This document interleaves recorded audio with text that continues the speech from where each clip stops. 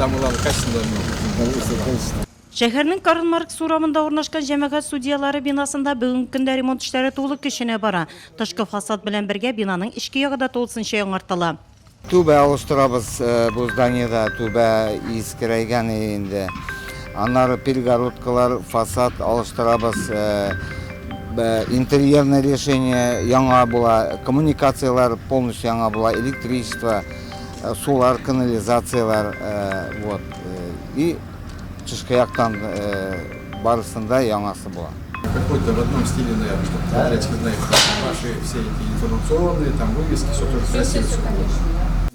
Сыйфат белән бер рәттән бина эчендә суд органнарында эшләүчеләргә һәм хокукый проблемаларын хәл итәргә килгән һәркемгә бигрәк тә физик мөмкинлекләре чикләнгән өчен шартлар тудырылырга тиеш дип белдерде министр. Аның Нуратка беренче тапкыр килүе, шуңа да ул биредәге үзгәрешләрне уңай бәяләде. Район алга таба бара. Мындай җәмәгать судьяларының 71 бинасы бар республикада. Бүгенге көндә Нурлат районындагысында ремонт бара.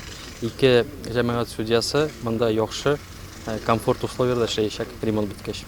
Ремонт эшләре белән танышу барышында уңайлы мохит республика программасы буенча керү урыннарына пандустар кую хакында да сүз барды.